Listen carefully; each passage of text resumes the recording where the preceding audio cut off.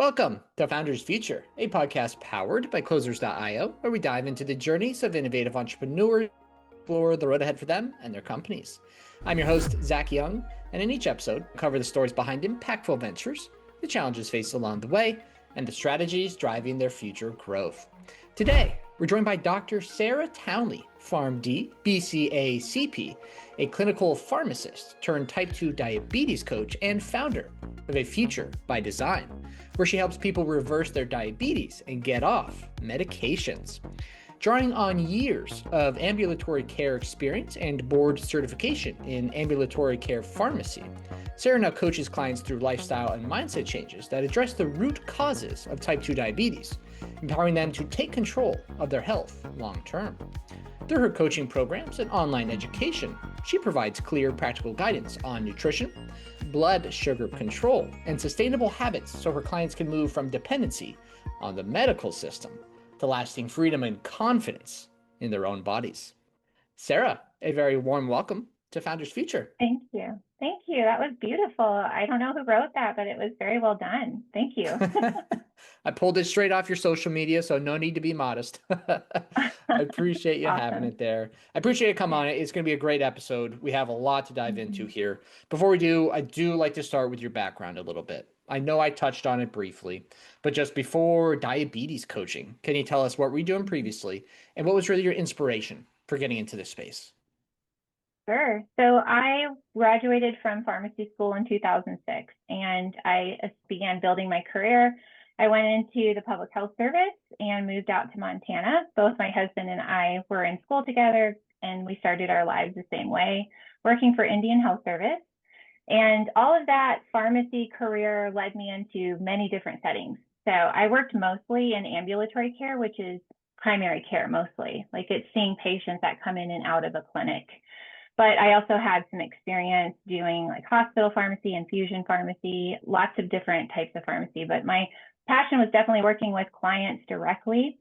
And I became very excellent at my job. I was teaching pharmacists and physicians by the time I was ready to move into coaching.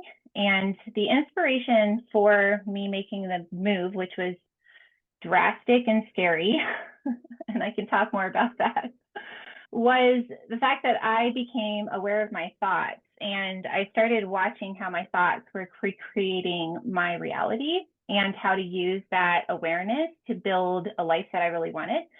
And then I received this, there was two things happening at the same time. So there was my own personal journey. I've had 7 children by now.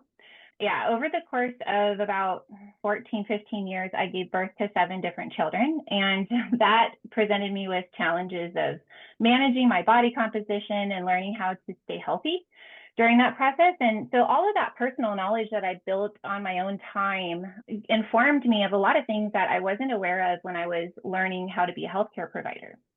And at the same time, I had all these patients that were coming to see me in the clinic who were sick, and I got the worst cases. So people who were the sickest, on the most medications, and I would say like 80% of those people had uncontrolled type 2 diabetes. And so while I was doing my own thing with my own health, I was learning tools that would actually help these people who were sick with type 2 diabetes. And the same dietary strategies I was using were ones that would actually help these people control their blood sugars. And those strategies are so powerful that they can actually help a person heal their bodies from type 2 diabetes and avoid or reduce medication burden. And I wanted to help my patients with that. And so I started playing with that in the clinic, and it wasn't well received. I was expected to add an increase and use medication solely as a pharmacist.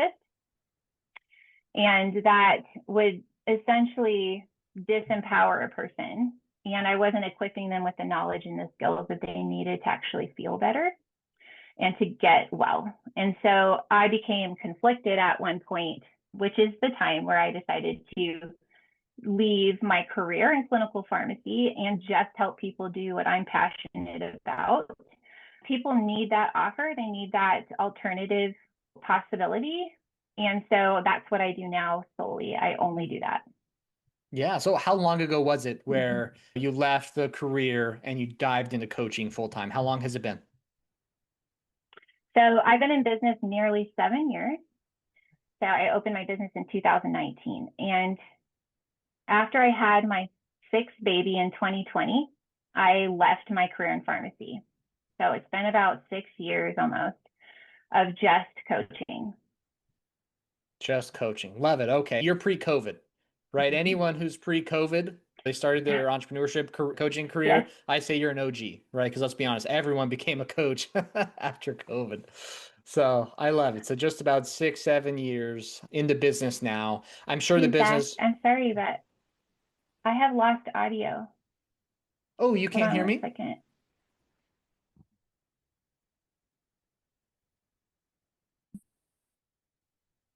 How about now? Okay, I don't know what's going on with my audio. Okay, can you Hmm. try again? Yeah. Can you hear me now? Yeah, it's not working. I don't know Weird. what's Let's going on. see. Can you hear me now? Yeah, I can hear you. Okay. I'm just gonna switch my audio. I don't know why my AirPods stopped working. Yeah, that's Can okay. you hear Actually, me? the audio actually sounds better this way than it does with the AirPods. Oh, you can't hear me.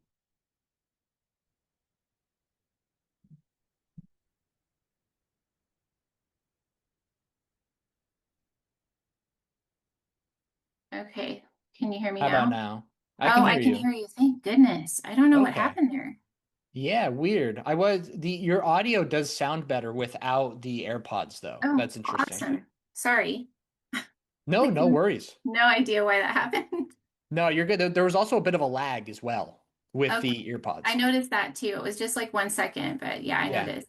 Okay, got it. So let's see, I was talking about, okay, so business was started 7 years ago, pre-COVID, right? You're an OG into space. And so you had so you had a baby in 2020, and that was your sixth. And so when did you have your seventh?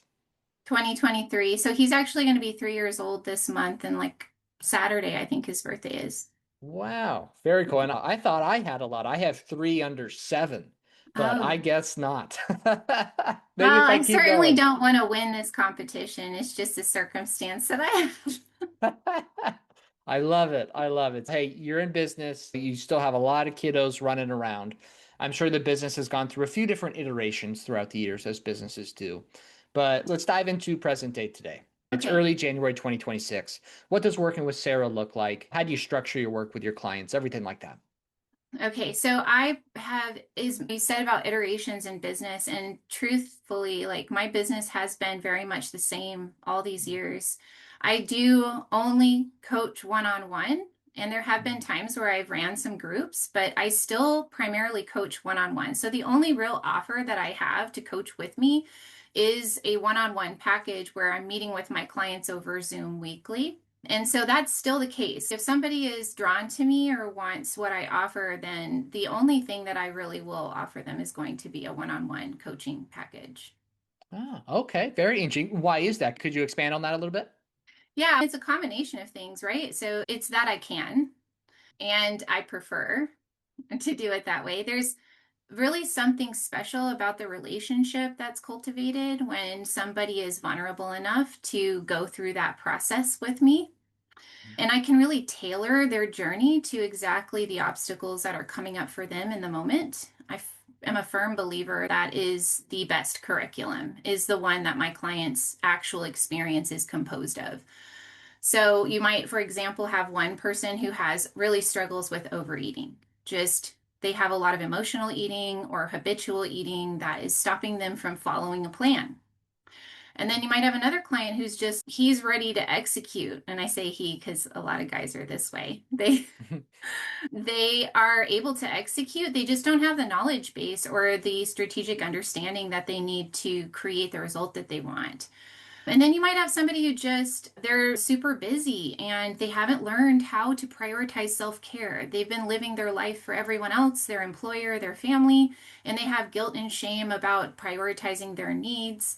And so that would be a completely different obstacle. And so these people that I work with one on one are going to be so unique person to person. In addition, the plan that they craft in order to heal is going to look pretty different person to person.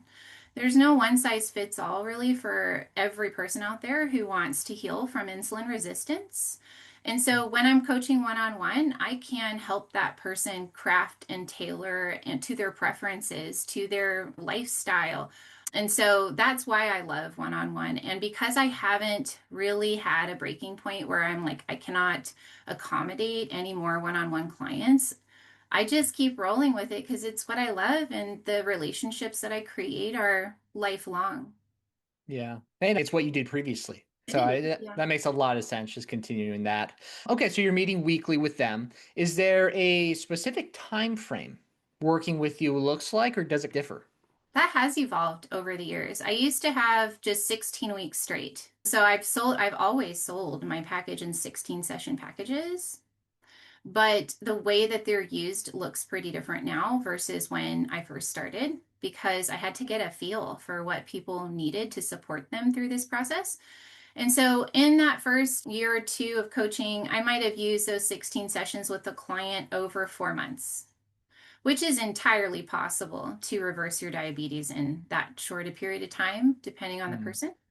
But as I've moved, matured, and evolved in my practice, I really am unattached to how quickly a person will use that 16 sessions. And so what happens is that you have one client who might stretch it out over 6 months, another client who might stretch it out over 8 months.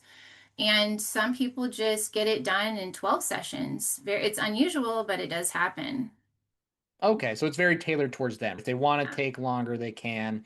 If they're like, hey, Sarah, we're going to knock this out, you can't Yeah, get it done in a quick period of time. Wow. And that's absolutely. one hour Zoom per week. Yeah, and I'm not really attached to a 60-minute time frame. Like I will go 90 minutes with a client if that's what's supportive for them. And I have enough space and ease in my schedule that I can do that comfortably, and there's just no stress or pressure. Wow. That sounds very free, like you mentioned, very relaxed, which is nice. It's nice to do business that way, right? If you think about it, I'm in my office away from all that chaos out there. There's people out there waiting for me. Their needs and their demands aren't very courteous or kind, or they're not very patient. So I can come in here and be in my space of creation, doing what, is my space of genius with somebody that I love. Like, I don't really want to go back out there. I can only imagine. You got 14 little hands that need you. I'm sure not all are little anymore, but we Yeah. get what I said there. Very cool. Okay, so that makes a lot of sense. You work that way. It's very similar to what you were doing previously in your career. So to the back end of the business for a second. How are your clients currently finding you to work with you? Two primary channels. The first is through Google. I've been around a long time now, relatively, and I didn't understand how powerful that can be for the algorithm to just find the right terms to match the right person. And so what's happened over the last 7 years is of marinating on the web is that I've gradually risen to the top just through the organic searching and finding process. I don't pay anybody for SEO. So I would say half my clients are on the web just looking for someone to help them. And that's a consequence of feeling unsupported in the healthcare system. And also a consequence of certain people being very good self advocates, right? Half the people that come to me that I actually speak to found me because they found my website and they resonated with my message. The second category of people that come to me are people who find me through my podcast. And it's very easy to find. And again, it's the same situation. The content is so good and it's been around a while. So people just start listening to my podcast and they feel connected to me. And so when they hear my voice and they learn that I can help them simply by applying what I'm teaching on my podcast, the ones that really want give themselves permission to get that extra support will find me easily through my podcast. Yeah. Okay. So that long-term consistency is really paying off, especially when it comes to the algorithm. So that's Google and your website, marrying the two there, and then your podcast. How long have you been doing the podcast for? So that's a fun story I'm sure we'll get into, but I want to say it's been out for 4 years. Wow. Okay. Yeah, definitely consistent. That's for sure. I think the stat is like 85 to 90% of podcasts don't make it past episode 5 or 6. Oh. So yeah, Yeah, I mean, I don't know consistency. if I'd use the word consistent. You'll find out some more about me here in a minute, but I'm a very do what lights me up person. And so when I'm really excited to make a podcast, I make one. And if I don't, then I don't. Wave. It's still here 4 years later. All right, I'll call that some consistency. Absolutely. Podcast, website. Are you active on any social media at all? Instagram, Facebook, Twitter, anything like that? I wouldn't say that that's consistent either. There have been periods where I've done more posting, but really when I post on Facebook, I'm still using my personal profile and I'm posting about both my family or my business, depending on what's getting my attention at the moment. I do have a business page and there are lots of resources that a person can get to through just going to my business page on Facebook. That's linked to my Instagram, but I'm not really I don't like post specifically on Instagram. Everything that's on my Instagram is coming from my Facebook. Okay, got it. Got it. So the podcast and the website really are the main two drivers there. Yeah. Okay, that makes sense. That makes sense. And so you've been in business a good amount of time now. Have you ever had any employees or anyone supporting you with the business, or are you a I've one-woman show? hired a lot of people, Zach, to do different things for me. And I've always come back to me. Walk us through that. Give us some examples, anything like that. Oh, when I first got this idea that I wanted to create this business, it was almost like a manic episode. It was like it dropped out of I don't know where into my head, and I just was so on fire about it. And it drove me. It was the motivation and the energy that I needed to push me through all of the pain that was going to happen through having a business that I don't think I was prepared for, right? But I was so convicted and so passionate about what I say and what I do, what I offer, that I kept going delusionally for many years. What was the question, though? I've totally forgotten it. No, you're good. Any employees you've hired or No, helped with yeah. the So business? you were like curious about. So I hired people, like I had this thought that I was going to end up right away marketing to the world, and this was going to involve paid marketing and things like that. And it really was important for whatever reason that I had this strategy when I first started, but it led to a lot of failure and money spent. So I tried lots of different things. I paid for a lot of different programs, learned Facebook ads, run Facebook ads, all of that. I eventually hired somebody to do this for me, and I had created like a self-paced video module based portal on my website, and you can still buy that now if you wanted to go get just the information in a video module. That's very helpful. It will take you through the process of reversing diabetes. There's just no one-on-one coaching. I created that, and then I had live coaching that went with it in a group program that was membership based. And so I hired somebody to help me sell that, and it just did not sell. I couldn't figure out why, and he couldn't either, but it cost me a lot of money. Mm, wow. Yes, and there's just been a few other examples of that, of me thinking someone else knew better how to grow my business than I did, and investing in that idea and coming back to no, they actually don't. And this last blow after a series blow, right? Like in entrepreneurship, there are a lot of gut punches. And so that last failure, if you want to call it that, was pretty like just soul crushing. Like maybe I shouldn't be running a business. Maybe I'm not good at this, was where I was at. And my husband, he's always speaking possibility into me when I can't see it. He was like, it is working. It's just not as fast as you want or as big as you want. You just got to try something else. And he was like, I really think you should start a podcast. And so that's when I started my podcast. And since then, I really don't pay for any. It's crazy, Zach. Don't pay for marketing. So far, I have not found any idea or desire to really pay somebody a significant amount of money to get my face out there. And here you and I are just talking about what I love and what I'm passionate about and sharing it with people who are drawn to your podcast. So that's exciting, and it's just in alignment with what I've been doing over the last 4 years.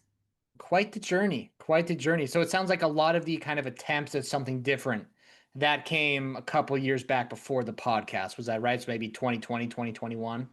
Yes, and it was very much in the mindset that I was a baby entrepreneur. I didn't know what I was doing. I don't know how to do these things. I need somebody else to show me. Somebody else knows better than me. It was like all of that belief system that kept letting me back to me. Back to you, like you mentioned. Yeah, it's part of the entrepreneurial journey. And unfortunately, the entrepreneurial journey, it's not linear. It's a It's very up and seasonal. down. Yeah, and seasonal. Seasonal. I'm curious, have you come across a seasonal aspect in your business, especially for Yeah. some business like this? What is Yes. that like? So I think it wouldn't surprise people to know that I don't have a consistent number of clients that hire me. So I might have 1 month where 4 people will hire me and 1 month where I have 0 people hire me. And so it's just what's in control of that. I'm a very spiritual person. So my explanation may not be in alignment with people who are not very spiritual, but I literally pray and trust that the people who find me are the ones that are meant for me, that are like my soulmate clients. Yeah. And so when I think of seasons, it's really it's just a reflection of what I said, which is last year was a little bit of a, not whole year, but probably the last half of the year was more of a winter for me. Like it was a downturn, if you want to call it that. But also I noticed how the space that opened up in my life really helped me show up for my family in ways that are super valuable to me. I'm just not a bored person. I don't find difficulty in finding things I want to do or I'm interested in. And so if my business isn't demanding it of me, then I can find other things that I want to do with my time. And that really has been revolving around my family for Mm. the last half year. But I have a feeling, like a gut feeling, that this year is going to take off as far as just demand in my business. And why? I don't know. It's just like my feeling. Yeah, I love it. Sometimes you can't explain it, but you just know it'll happen. I love it. Very good. So I think that leads us very well into my next question, which is talking about this upcoming year. I mentioned it's early January. You have a feeling things are going to go real well this year. Any specific goals you set for yourself for the business this year you're looking to achieve? It's it I'm not at this moment having a very compelling vision. Like I'm not data driven. I think one of the questions that was helpful for my preparation to consider was, do you have like a revenue projection? And I'm just not revenue focused. Mm. That sounds really like selfless. Of course, revenue is important. I wouldn't be doing this probably if I didn't have a need for income. That's truth. That's honest. I have a family that does need my attention and my time. So if I didn't have something that was contributing to my family by being in this business, I probably would not be doing it. When I think about what's coming for this year, yes, like I do want to see revenue increase. And that would be really honestly, Zach, it's just a reflection of how many people I'm serving. It's a reflection of the impact, the contribution that I have in the world. Yeah. Those two are inexorably tied together. I cannot deny that. And so, if this year I were to reach my max capacity, which has changed over time depending on what's going on with my family, but I would say at this moment, that would be about 12 clients a week. Because I support my clients in between sessions. So I'm doing messaging, I'm interacting with them, I'm available to them. I'm also running consultations, free consultations for people who are interested in working with me.